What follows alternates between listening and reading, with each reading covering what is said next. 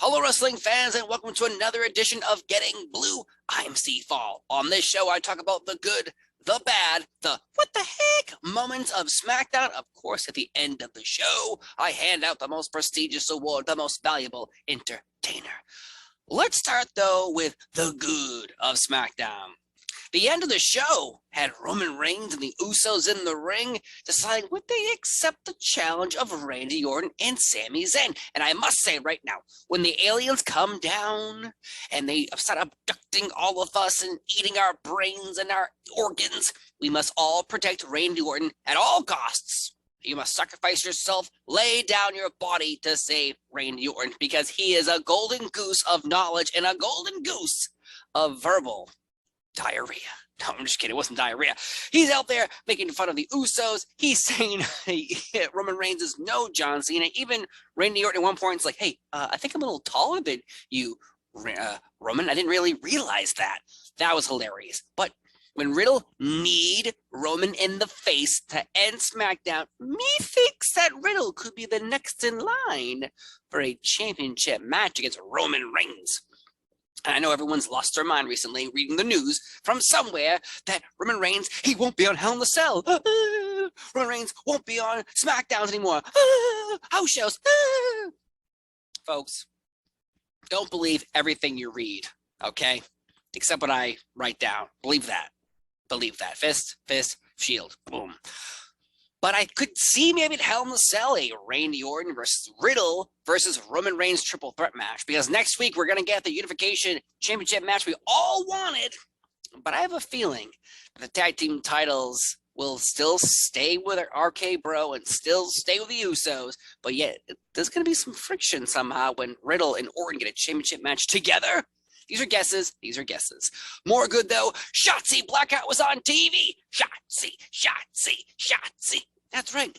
Apparently, she got shoved to the side by Raquel Rodriguez when Raquel answered Ronda Rousey's open challenge for a championship match. On SmackDown. Outstanding stuff. But Shotzi then is kind of upset talking to Adam Pearce, but then Aaliyah shows up and is like, are you going to tell Adam that you locked me in a room? Now, I want to know, like, were there chains involved? Was there planks of wood and a hammer? I want to know. Maybe a Home Alone style where you warm up the handle. So when you go to touch it, oh, God, it says S for Shotzi. Oh, I don't know how that works, but I'm just so happy that Shotzi is on TV. She deserves it. She has a good look. Seriously, green hair. Who doesn't like green hair? You know who loves it? Slimer from Ghostbusters. That's who loves it. Also, Sami Zayn wearing a Bloodline t-shirt when he took on Riddle in the opening matchup of the evening was Sami Zayn. Seriously. I'm sorry. We talked about it before. The Rock did not create SmackDown. I'm pretending that never happened. Sami Zayn is the one who created SmackDown. One more good, though. And I don't think the match was that great. It was the Women's Championship tag team match. It was Natalya and Shayna trying to beat Sasha Banks and Naomi. Sasha Banks and Naomi retained. Hooray! But I was thinking about it. Sasha Banks is the most consistent superstar on SmackDown besides Roman Reigns and Drew McIntyre. Honestly. Has anyone racked up more wins or has been more consistent as a character? Some people are all over the place. Like Lacey Evans, I'm a good girl. I'm a bad girl. I'm on SmackDown. I'm on Raw. Xia Li, I'm here to protect you. Now I don't want to protect you. Now I'm not on SmackDown. So I don't know what's happening with those characters, but I know that Sasha Banks is the most consistent character in the women's division on SmackDown. Sorry, Charlotte Flair. Sorry, Ronda Rousey. Let's go to the bad of SmackDown. The bad. And now it really wasn't a bad segment. It was just bad. Bad taste. Madcap Moss and his lovely suspenders out there making terrible jokes, but he was attacked by Happy Corbin, or is it Baron Corbin now? King Corbin? I don't know anymore.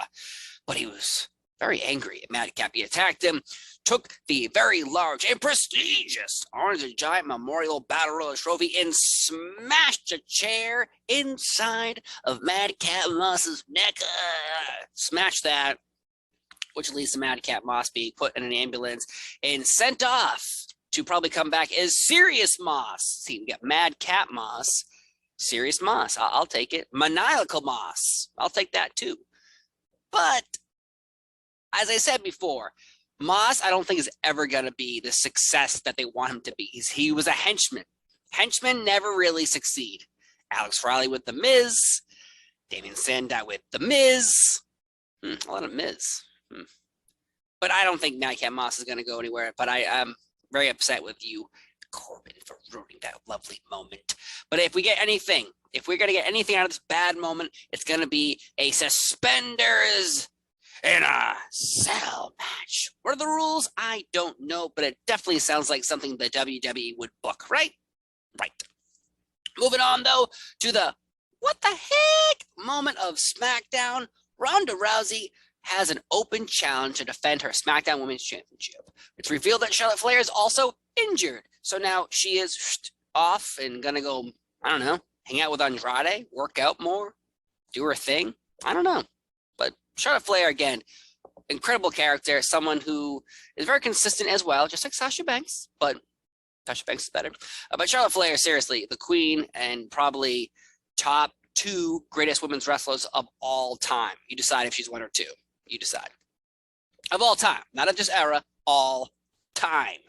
But Raquel Rodriguez comes out and answers the challenge, and she wrestles. And I saw Twitter, and Twitter was very upset. So, Twitter said, Raquel's going to lose. Yeah, no shit, she's going to lose. But guess what? She was in a match on TV, unlike Shotzi, Aaliyah, all the other SmackDown wrestlers. So it's good to see her on TV fighting the SmackDown Women's Championship. Good match, too. It's just a what the heck moment because at the same time, usually, and I get why people on Twitter are upset, usually someone who's slowly building and being recognized as a SmackDown character like Raquel, they're supposed to rack up more wins against no-namers or people like a Carmella or a Vega, and then go to fight Ronda Rousey in a pay-per-view. Giving a match like this on a SmackDown really makes SmackDown feel like I have to watch every week because I don't know what's going to happen. Go to Raw. We got Bianca Belair versus Asuka. Another match I expected to be on a pay-per-view, but we got it as the main event of Raw. So really, people complain, why can't we save this for pay-per-views? Well, guess what? You can still appreciate these matches on regular TV as well. Still, I understand why, and that's why I put this match as the what the heck moment, because it seems like it came out of nowhere. And sometimes surprises are good, and sometimes surprises make us feel some deep, deep, dark feelings that we don't like to be surprised. Even though we said we do, we also don't like it very much. But of course, the most valuable entertainer award has to be handed out right now. And it's very obvious that Sami Zayn, like we should just name this the Sami Zayn Valuable Entertainer Award because he's earned it and he should earn it. But I am going to give it to Drew Gulak for surviving a slap to the chest by Gunther backstage. When Gunther ripped off Drew Gulak's shirt, I thought for a second his pants were also going to be ripped off. And can you imagine being sack-whacked by Gunther's hand? Oh, you'd be like, oh, do you feel that pain right here? Oh, yeah, those are my balls. That's what would have happened. That's what would have happened. But yet, I salute you, Drew Gulak, for going from Adam Pearce's assistant to timekeeper to interviewer to Gunther's little bitch. So there you go, folks. There's the good, the bad, the what the heck moments of SmackDown. Of course, the most valuable entertainer. We'll give it to Drew Gulak this week for surviving a Gunther slap to the chest, and somehow his belt kept on his pants. But we have to give SmackDown either a thumbs up, a thumbs down, or a thumbs in the middle. Put your hand up like this with me if you'd like. And let's go with a 3 count. 1, a 2, a 3. That's right. Thumbs up for SmackDown because it was entertaining. Last week's SmackDown was meh. This week was good. Though, where's Drew McIntyre? Because it feels like I said at the top of the show, some of these events that we're talking about with Backlash are rolling over. Some are not at all. Like, where is Drew McIntyre? Him and Roman Reigns had a pretty big thing going on. But I guess that story that was revealed that Roman was going to take some time off on random shows, it kind of doesn't make any sense to have Drew versus Roman in Hell in the Cell, if that's even going to happen. Because we have Money in the Bank, SummerSlam, and Clash of the Castle, all stadium shows. Those are all back-to-back pay-per-view events, premium live events. So you got to save some big matches. Hell in the Cell, it seems to be it's going to be a toss-away show. Give us a few Hell in the Cell matches, people falling off things, da-da-da-da-da. Money in the Bank, SummerSlam, Clash of the Castle. Those three are going to be must-watch events. Hell in the Cell, same thing, but yet maybe not. But folks, thanks for watching another episode of Getting Blue. I've been Steve Fall. Have a wonderful day, and I'll see you next time. Bye.